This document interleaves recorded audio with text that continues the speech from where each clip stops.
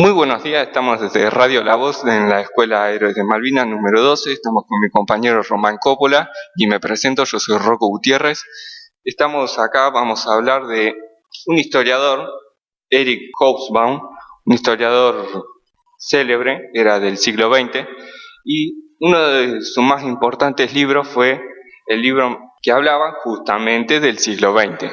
Hobsbawm pensó muchos procesos históricos. En uno de ellos, en el que se destaca en su libro, es cómo él organiza el siglo XX. Para Hobsbawm, el siglo XX es más corto que todos los otros siglos, porque para él empieza en 1914, cuando empieza la Guerra Mundial, y termina con la caída del muro de Berlín y la caída de la Unión Soviética. Entonces, para él lo que hizo fue encerrar todos los procesos más importantes históricos, ya sea guerras y luchas entre ideas políticas, en un marco que lo llamó el siglo XX para él, cosa que no, porque el siglo XX empezó en 1900 y termina en el 2000. Lo primero que hizo fue dividir este siglo, que para él lo llamó más corto, en tres partes.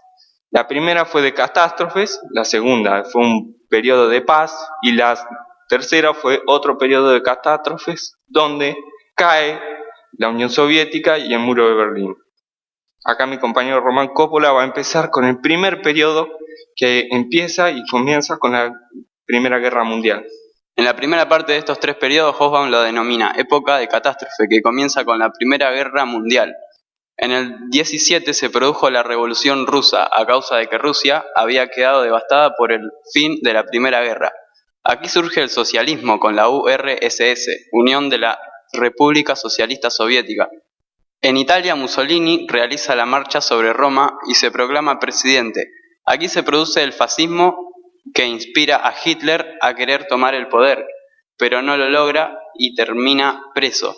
Durante su condena escribe un libro que hablaba de cómo y por qué perdieron la Primera Guerra por los judíos.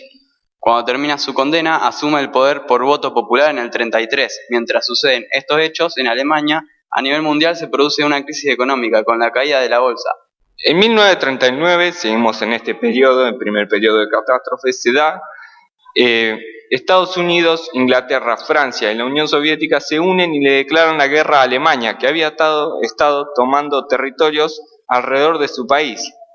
Hitler lo que hizo fue conquistar todos los países que estaban a su alrededor. Cabe destacar que durante esta guerra, Hitler mató a muchas personas, más de 6 millones de personas. Hitler cometió un genocidio matando a todos los judíos que se encontraban en Alemania, Polonia, que la conquistó también. Él era una persona sumamente racista y consideraba a los otros como inferiores, si no eran como él decía que tenían que ser. Cuando Estados Unidos e Inglaterra le declaran la guerra, lo someten y lo atacan por todos lados, y lo reducen a la capital sola, donde Hitler se suicida en un búnker. Cuando termina la Segunda Guerra Mundial en el 45, desde el 45 al 73, Hobsbawm denominó a este periodo de paz, que fue donde todos los otros países que participaron de la guerra después de la crisis económica se volvieron a poner en pie y mejoraron su economía. Luego del 73 comenzó la lucha entre el comunismo y el capitalismo, que finalizó con la caída del muro de Berlín y la caída de la Unión Soviética.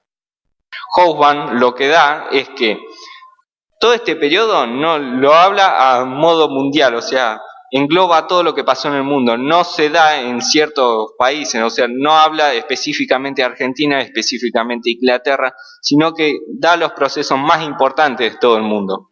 Bueno, damos por finalizado este programa. Bueno, nos despedimos, somos los chicos de sexto de comunicaciones de la Escuela Héroes de Malvinas, en la Radio La Voz. Yo soy Rocco Gutiérrez. Y yo, Román Coppola. Buenas tardes.